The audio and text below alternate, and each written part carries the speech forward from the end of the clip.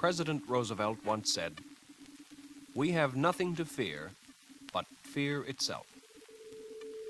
The phrase well fits the situation about fallout, the reason home shelters are needed. You don't have to be an expert to understand radioactivity. Our whole world is radioactive.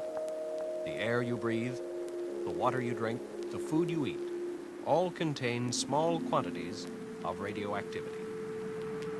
You probably have been exposed to radiation from X-ray machines. You may have a watch or a clock with a luminous dial.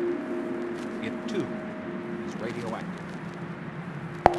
Fallout from man-made methods is comparatively new. It dates from 1945, when the first atomic bomb was exploded. Because modern weapons have grown vastly in size, fallout is a serious problem. It may be with us forever. So long as the threat of war or nuclear accidents exist, this problem is important to you. Fallout consists of bits of radioactive dust, debris, or solid matter settled or fallen out from the mushroom cloud formed when a nuclear weapon is exploded. These radioactive particles act like miniature X-ray machines. They send out rays in many directions. This radiation is extremely dangerous. Over a period of time, sufficient quantities of radiation can lead to illness or death. But it's possible to protect yourself from it by taking the simple but important step of providing shelter against it. Let's assume that you build a shelter or evacuate in an area protected. You may not have much time to get into that shelter, so it's wise to furnish it now. Most of the equipment can stay there indefinitely. Food, however, should be replaced regularly. You'll need cooking and serving equipment. Pan heat cooking unit with extra pans of food. A frying pan, cup, and napkin. Double boiler. Such things as bottles and candles, eating utensils, measuring cup, matches, a pocket knife. You'll need clothing and bedding, blankets and sheets or sleeping bags, and spare clothing. You'll need a battery-powered radio with area and extra batteries. You'll need sanitation supplies, deodorizer, soap, toilet tissue, paper towel, sanitary napkin, disinfectant, garbage can, human waste can, emergency toilet, newspaper, paper bag. If you have a baby, you'll need dehydrated milk, water and liquid, disposable diapers, extra water. You'll need recreational and spiritual supplies, Bible, books, cards or games, and if there are any children, toys. You'll need light, a flashlight with extra batteries, candles, a calendar, a clock, and hand tools probably will not be amiss if you have sufficient room. And in your car, against the day maybe 2 weeks later, when you can evacuate, you should keep a ground cover, a tent, and extra gasoline. Most important to you and your well-being is a proper supply of food. Actually, a human being can live well beyond 2 weeks without food if he has water, but it can be a nervous strain. There's no reason to impose this upon your family. Just keep this in mind. A balanced ration is important. The smart housewife will select foods that require little space for storage, keep for months without refrigeration, and that require little or no cooking.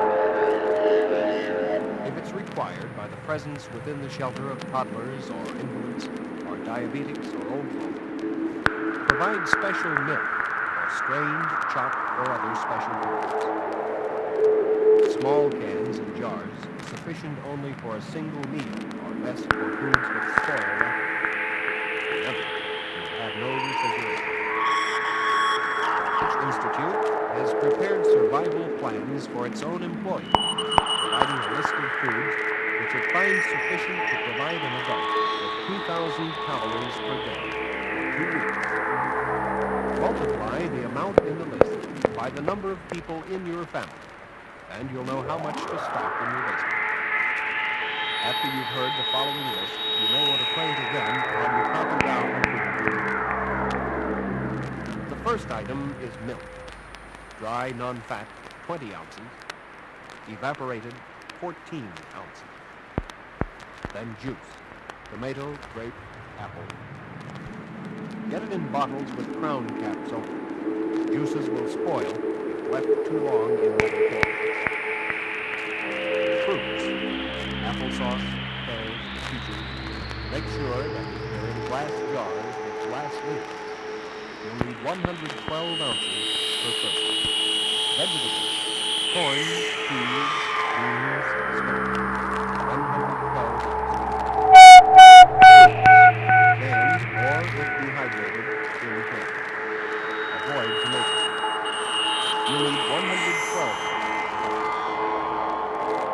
Vegetables such as chicken and rice or noodles, pork and beans, baked and fried, beef stew. When you get pork and beans, buy the brands without tomato sauce. You need 3 ounces of beef, jelly or marmalade, or glass jars of them, 13 ounces.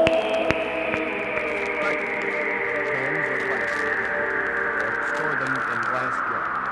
You need 56 ounces.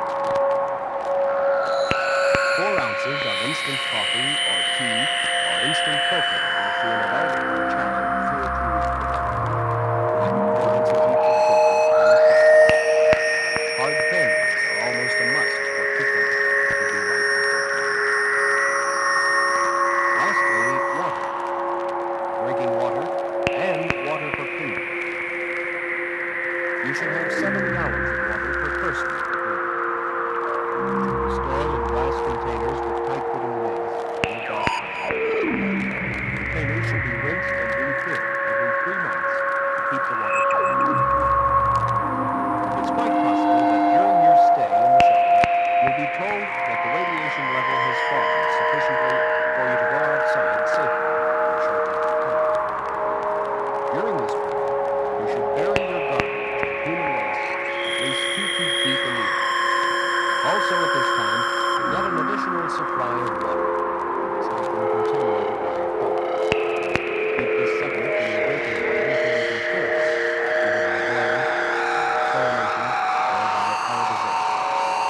The halazone tablets your husband and your father used during the war to purify water. It may be hard to find. Try a drugstore for a sporting goods store. Halt bleeding and your brain. You'll not be able to telephone for an ambulance or call the doctor. You'll be on your own. This brings us to the first aid kit. It need not be elaborate. A small bottle of antiseptic solution, 4 triangular bandages or slings, a 2-ounce bottle of aromatic spirits of ammonia to treat faintness, packaged folded sterile dressings to cover open wounds or burns. For bandages, inhaler. Use bath or hand towels or bed sheets. Over and soften the bed. Be sure you have safety pins and something sharp to cut with. And that you have plenty of mild soap or gauze. By all means, provide some tranquilizers to reduce the strain and monotony of life in the shelter. A bottle of 100 should be adequate for a family of 4. Tranquilizers are not a narcotic. You do not have it for them. Ask your doctor for his recommendation. No one knows if you will ever need the shelter. But in this one thing, it's worth it. The best advice your doctor could give you is alert today.